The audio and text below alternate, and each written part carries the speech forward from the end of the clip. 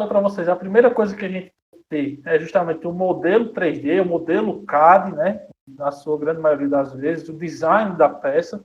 Com o design da peça, a gente vai partir para a geração do STL, a geração do arquivo de impressão, vamos dizer assim, pode ser STL, OBJ, tem também outros tipos de arquivos que a gente pode utilizar na 3D.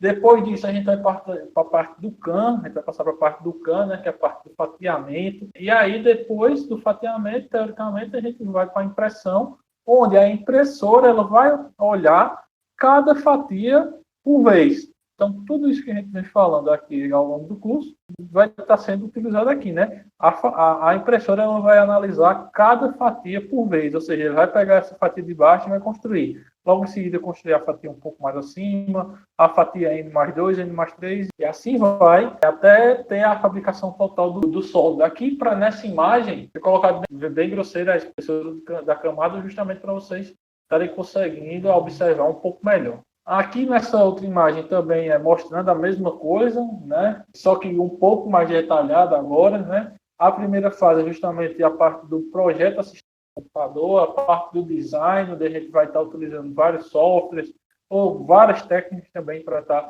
obtendo essa imagem. Logo em seguida, a gente vai partir para a conversão do arquivo, do CAD. Por exemplo, para quem utiliza o Inventor, vai partir da conversão do arquivo IPT para o ponto STL. Logo em seguida, a gente vai para uma manipulação do arquivo STL, caso seja necessário. A gente vai ver algumas falhas que podem ocorrer dessa etapa 1 para essa etapa 2. E aí, o que é que a gente pode estar fazendo aqui numa manipulação, numa correção dessa malha em STL. Depois, na etapa 4, a gente vai partir para a programação da máquina, na fase CAN, né, vamos dizer assim. Depois a gente vai partir para a construção, de fato. Ó, aqui ele está utilizando a impressora por jateamento de material, tá vendo? A bandeja de impressão aqui, ó, e aqui é justamente o cabeçote de impressão passando, tanto na parte do material, quanto de suporte, quanto da lâmpada UV, quanto do roller que vai estar fazendo a uniformização da peça. Eu consigo ver isso também a partir desse aqui, né? Que a gente vê aqui, ó, que é uma xícara, vamos dizer assim, com uma superfície circular aqui, mas que o resultado final foi um quadrado. Por quê? Porque, como eu falei a vocês, no jateamento de material, na tecnologia de jateamento de material, toda a peça ela fica em volta de suporte. E não necessariamente é só uma película, né? Aqui nesse caso, de acordo com a geometria da peça, a gente tem que fica realmente um quadrado maciço, um bloco maciço, onde dentro vai estar a peça, né? Aqui, ó, a peça, e fora vai estar todo o bloco de resina. Então, da construção aqui, ó, na parte 5, depois a gente vai ter a remoção da peça, né? E depois a gente vai ter todo o pós-processamento. Essa parte de limpeza aqui, ela está errada aqui, colocada nessa etapa, porque limpeza, ela é um pós-processamento, né? Ela vai ser colocada aqui na etapa 7, tá? Então, quando vocês lerem pós-processamento, você está lendo limpeza, retirada de suporte, algum lixamento, alguma pintura, alguma coisa desse tipo. Então, ele está representando aqui, ó, na figura colocou certo, né? Que a retirada de suporte aqui, ela está sendo feita na etapa 7, que é de pós-processamento. E na etapa 8, que é a utilização da peça, né? Vamos começar a discretizar aqui todas essas etapas. A primeira etapa, como eu falei para vocês, é o projeto da peça, utilizando os softwares CAD. Qualquer um dos softwares pode ser utilizado. Os mais atuais já vêm com a tecnologia de correção de malha. Eu vou estar explicando mais na frente a vocês o que é isso. Então, aqui tem uma tabela, né, de alguns dos softwares mais utilizados. A gente tem o CATIA e a empresa a qual ele pertence, tem o CATIA, o CREA, o Inventor, o Rhinoceros, o Solid Edge, SolidWorks, SketchUp, são todos esses softwares CAD, mas cada um voltado a uma coisa, né? A gente tem, por exemplo, o SolidWorks e o Inventor, que são mais voltados à parte mecânica, SketchUp, que é mais voltado para a parte arquitetônica, o Rhinoceros, que é um pouco mais voltado para a parte médica, né? Mas cada um deles aí, softwares CAD, que vão estar nos entregando o que a gente precisa aí a respeito da nossa peça, né? Tirar o design da nossa cabeça e colocar justamente alguma linguagem técnica para a impressora poder tá lendo. Então, alguns problemas que a gente pode ter quando a gente estiver fazendo a utilização do CAD para impressão 3D, a gente pode ter superfícies não conectadas, ou seja, se a gente estiver trabalhando como isso aqui, se fosse uma casca, né, esse cilindro, aí por algum erro do usuário, alguma coisa, algum bug no próprio programa, sei lá, ficou uma superfície não conectada aqui. Então, a impressora 3D ela não vai conseguir realizar essa impressão, porque tem uma superfície aqui que não está encostando com a outra. Então, se você imaginar aqui o fatiamento dessa peça, vai chegar em um momento que essa parte aqui que não está conectada não vai estar conseguindo ser impressa, né? Isso aí, dependendo da sua impressora, ela pode estar acusando no ambiente dela, que aquilo ali não está certo, ou simplesmente ela pode estar partindo para a impressão, só que quando chegar lá na frente, a impressora não vai conseguir realizar a impressão dessa parte aí que está com esse defeito. Então, a gente tem aqui também o exemplo contrário, né, que seria uma superfície conectada, ou seja, sem nenhum vão, e aqui vai sim acontecer a impressão normalmente. Outro problema também, não só superfície, a gente pode ter um sólido não conectado, né? Então, por exemplo, se a gente fizer uma extrusão daqui para cá, uma extrusão daqui para cá, lá no software a gente pode acontecer que fique um espaço, um gap aqui, e isso também vai estar causando o mesmo problema que eu falei para vocês anterior, e aqui também a mesma peça sem esse problema, né? Outro meio de obtenção desse arquivo que a gente vai estar utilizando para fazer a impressão 3D é o escaneamento, né? Ou a digitalização tridimensional, como é mais conhecido e nome mais técnico. Mas também é muito conhecido como escaneamento 3D. Para fazer o escaneamento 3D, a gente tem duas classes principais, que é quando é o escaneamento sem contato com a peça e com contato, né? Aí aqui a gente tem as técnicas de escaneamento, que hoje em dia vem sendo muito utilizado mesmo na parte de impressão 3D. Ao invés de você ter que desenhar alguma coisa, você vai fazendo aqui o escaneamento, né, que o escaneamento nada mais é do que a retirada de várias fotos, né, de ângulos diferentes, e no fim, o software, né, que você utiliza ali do seu scanner, ou o software que pode ser embarcado ou não no seu scanner, no seu celular, enfim, ele vai fazer justamente a união de todas essas fotos, fazendo assim a geração de um objeto 3D.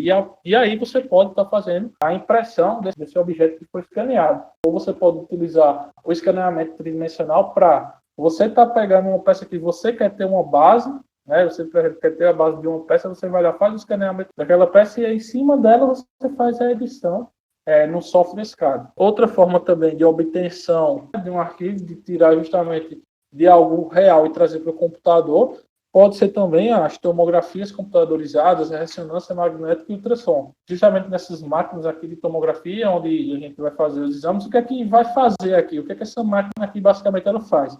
Ela faz o fatiamento do nosso corpo, né? Ela vai pegar aqui, quando a gente entrar aqui dentro, ela vai pegar, vai ser como se estivesse tirando uma foto tridimensional do nosso corpo através de fatias.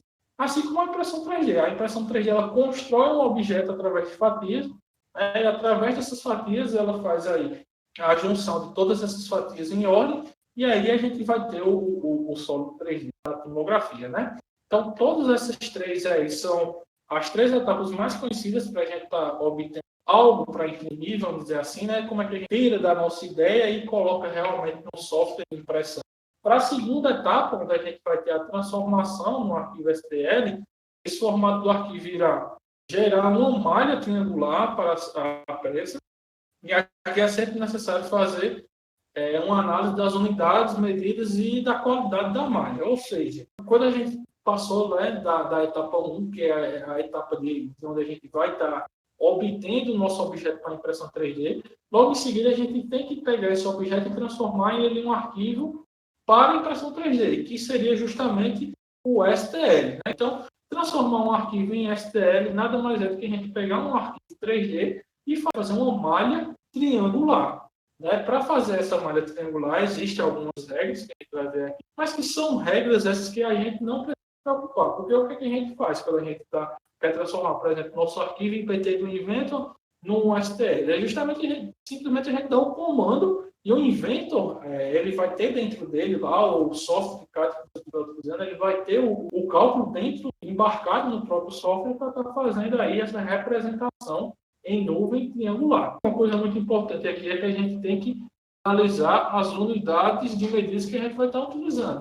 Se a gente desenhou nossa peça, sei lá, levando em consideração em centímetros, porque esse software CAD, né, que a gente utiliza para fazer desenhos, a gente coloca, sei lá, 10 unidades de medida. E aí ele vai remeter ao padrão dele. Se você estiver utilizando 10 como unidade de medida 1 milímetro, quando você colocar lá 10 unidades de medida, ele vai estar colocando 10 milímetros. Se for centímetro, se for metro, e assim sucessivamente.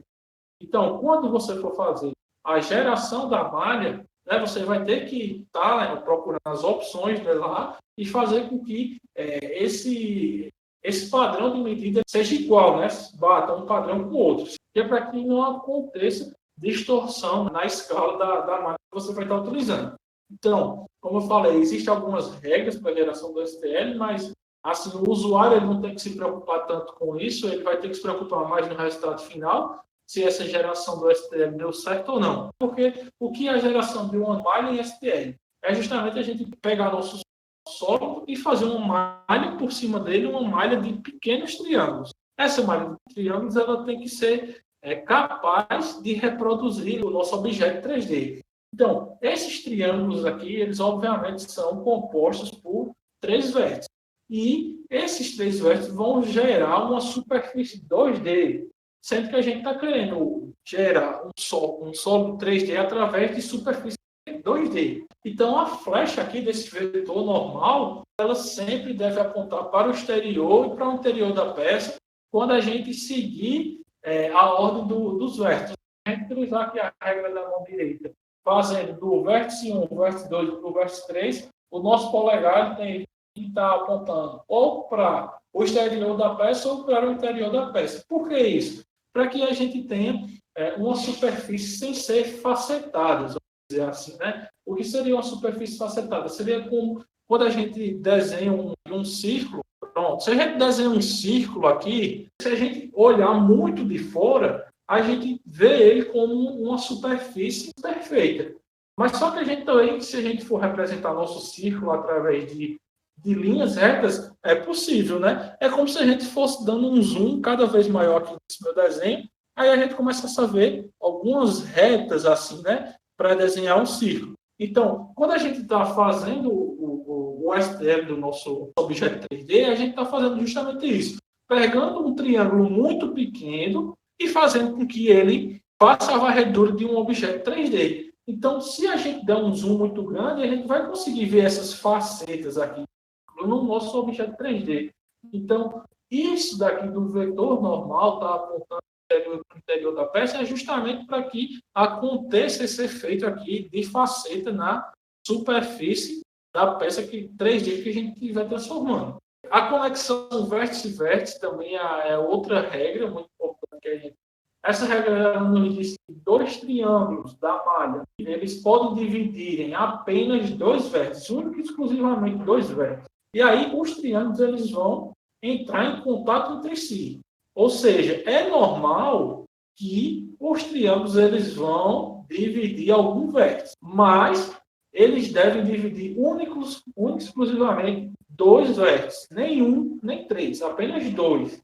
Né? Então, como nesse caso aqui, a gente tem esse triângulo aqui, ó, ele está dividindo esses 2 vértices aqui, mas ele tem esse vértice que é único exclusivo dele. Esse aqui, mais uma vez, ele está dividindo 2, mas tem esse aqui único exclusivo dele. Aqui da mesma forma. E aqui o que acontece, por exemplo, com isso aqui não é o que acontece aqui. A gente tem esse triângulo aqui, ele vai estar dividindo mais do que 2 vértices. Tá? Aqui, ó, a união aqui, ela está acontecendo dividindo mais do que 2 vértices. E isso aí não pode acontecer na geração do STL.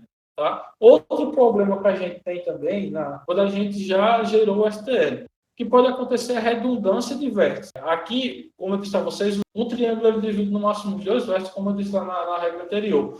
Só que o que está acontecendo aqui é o quê? Cada triângulo não está dividindo nenhum vértice. No caso, esse triângulo aqui está fazendo os seus 3 vértices. Não está dividindo nenhum deles. Ou seja, o que isso vai gerar? Isso vai gerar redundância. E isso vai deixar a sua malha cada vez mais pesada e cada vez mais difícil de se trabalhar. Ou seja, quando você for abrir ela num software CAM, ou se não você for abrir ela num software para reparar a malha ou para editar a malha, isso vai estar fazendo com que essa malha fique um pouco mais pesada e fique mais difícil de estar sendo trabalhado com ela.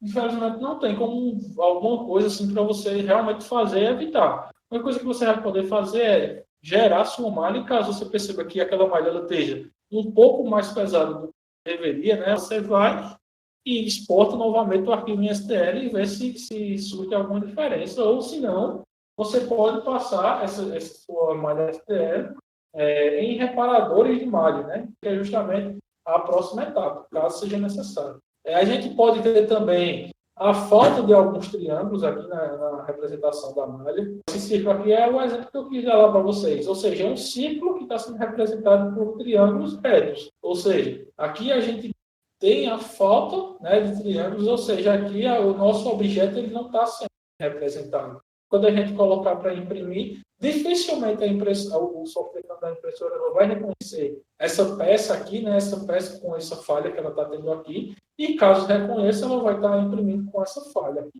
A gente pode ter também interseção de triângulos, ou seja, um triângulo está dentro do outro, vamos dizer assim.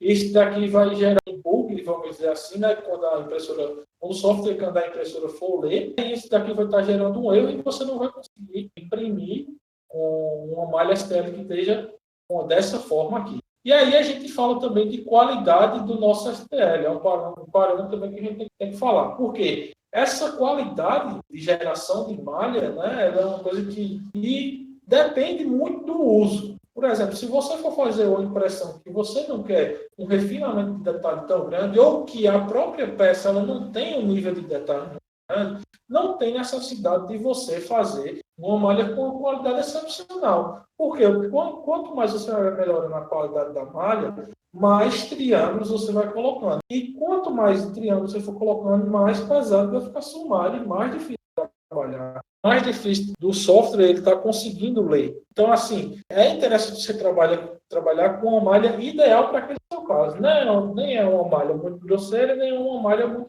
refinada. Você vai ter mesmo que estudar o seu caso e ver qual tipo de malha que você vai querer utilizar. Em impressão 3D, a única coisa que você vai ter que se ater mesmo é para a malha não ficar muito pesada, né? Se a malha ficar muito pesada, você observa se você pode um pouco a qualidade daquela malha. Mas é muito difícil você ter uma malha de STL tão pesada a ponto de ficar bugando o próprio software CAM ou algum software de ajuste de malha que você estiver utilizando. Então, é muito difícil você se reparar com algum problema como esse. Geralmente, você coloca a qualidade máxima mesmo da malha e trabalha com ela dessa forma. E aí, se pesar, você volta atrás de uma etapa e vê se você pode deixar essa malha um pouco mais grosseira sem perder muito detalhamento da peça. Então, como eu falei para vocês, STL é apenas um dos formatos, mas aí existem outros formatos também para representar o sólido, sendo que o STL é o mais utilizado. Mas a gente também tem um formato AMF, PRML, o CLI, o OBJ também é muito utilizado, o OBJ. 3MF também tende a crescer cada vez mais a utilização desse formato aqui. Né? Então, a próxima etapa é justamente a etapa de manipulação do STL, caso seja necessário. Você pode fazer alguma correção, né? Caso seja necessário, você pode utilizar algum software para correção da malha, ou até mesmo para fazer algumas edições gerais no projeto. Essa parte da edição em geral não é muito interessante você fazer edição através do STL, não, porque a edição STL geralmente você não tem muito padrão com medida, a edição com STL geralmente não é muito utilizada. Se você quiser fazer alguma edição na sua peça, ele geralmente recorre para voltar justamente lá na primeira etapa, que é a etapa onde você está fazendo a geração do seu objeto que vai ser impresso. Né? Coloquei aqui alguns exemplos de manipulação, de software de manipulação do STL. A gente tem aqui o 3D Slash Chandelier. É também um software CAD e também manipula o STL. E tem muito utilizado o Inventor, né? Pelo menos na engenharia mecânica. Tanto o Inventor principalmente, mas o SolidWorks também, ele tanto é o CAD, quanto ele também é um manipulador do STL. Posso fazer alterações no meu STL. Para isso, a gente baixa um plugin e instala no Inventor, para que a gente consiga fazer edições de STL. Então, vamos lá, só recapitulando. Primeira etapa, a gente obtém o objeto que a gente quer imprimir. Segunda etapa, a gente transforma esse objeto que a gente quer imprimir em STL. Terceira etapa, caso seja preciso, a gente pode fazer alguma correção ou alguma mudança, alguma alteração nesse STL, né, na malha. A quarta etapa é onde a gente vai para o fatiador, né? A quarta etapa é a fase de preparação da máquina, onde o arquivo STL, que foi obtido na etapa anterior, ele é colocado no fatiador, preferível pelo usuário, em outras palavras, ele vai ser utilizado no software CAM ou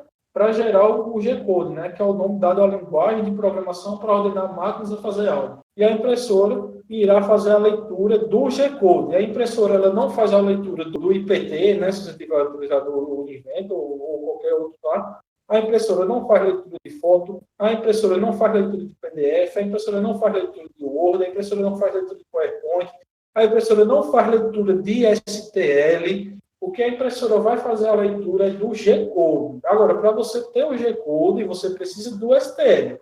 Você alimenta o CAN com o STL, e aí, do CAN vai ser gerado para você o G-Code, e aí sim a impressora vai ler o G-Code, que é o arquivo para a máquina. E aqui, para representar essa etapa, eu trouxe as fotos dos dois principais fatiadores, a não ser que sejam fatiadores embarcados na máquina, né? Ou seja, aquela impressora ela só funciona com esse tipo de fatiador, não funciona com nenhum outro tipo. Tem esses casos também. E tem impressoras que funcionam com qualquer tipo de fatiador.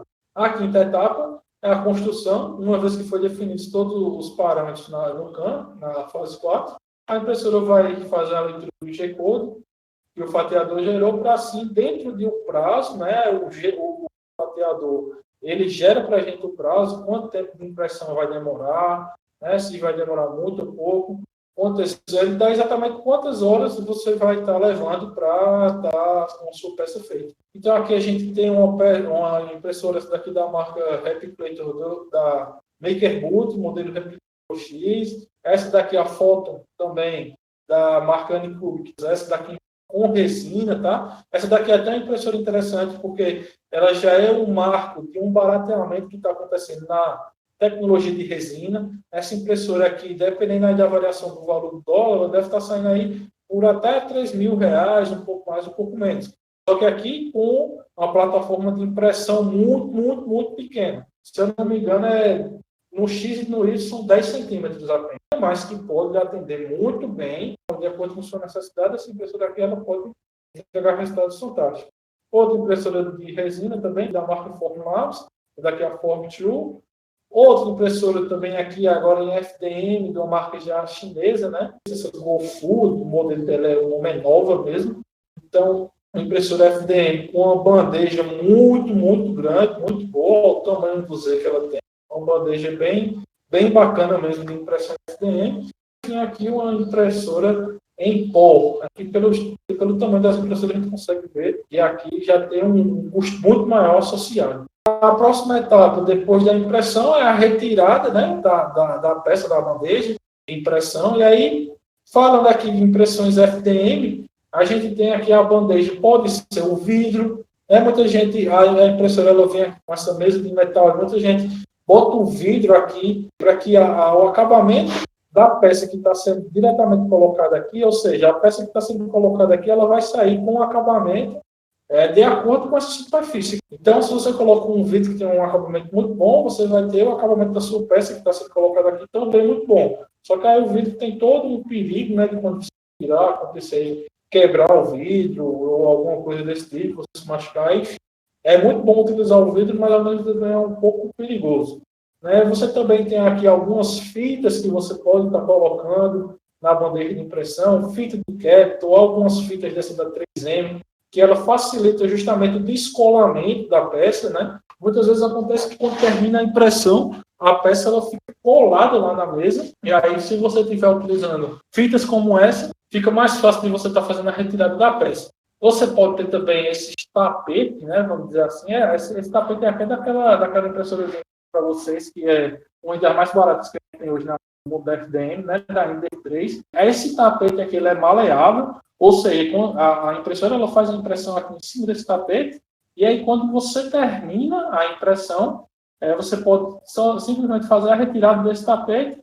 Como o tapete é flexível, você dobra esse tapete um pouco e aí a peça já sai muito facilmente. É uma tecnologia bem interessante. Isso aqui são casos para um melhor acabamento, caso para facilitar a remoção da peça, mas também existem casos onde é pouco complicado de você ter a aderência da peça na mesa, ou seja, quando você está fazendo a impressão, a peça ela tende a ficar descolando da mesa e aí não vai acontecer impressão, né? A gente já conversou sobre isso lá na aula 2, né? Que a gente tem que ter um bom contato da peça com a mesa. Se a peça descolar da mesa, não vai acontecer impressão. Então, os profissionais na área de impressão 3D utilizam laque de cabelo. Laque de cabelo é uma coisa que, quando você aplica na bandeja de impressão, a mesa ela tende a ficar um pouco pegajosa. Não é tanto quanto uma cola, mas é o suficiente para que a peça tenha uma boa aderência com a bandeja de impressão.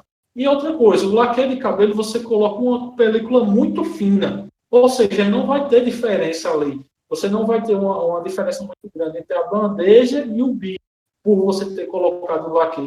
Já se você colocar polo ou alguma coisa desse tipo, pode ser que você tenha uma interferência e aí a impressão ela começa a dar errado já desde o começo, porque você calibrou sua impressora para uma altura de mesa, mas na verdade aquela mesa ela vai estar um pouco mais alta devido a uma camada de cola que você colocou. Não é muito interessante. É mais utilizado o laque de cabelo mesmo, porque ele cumpre bem a função de grudar a peça na mesa e você aplicando uma fina película de laque, você não tem problema nenhum. E aqui, a última etapa do processo, né, justamente é algum pós-processamento.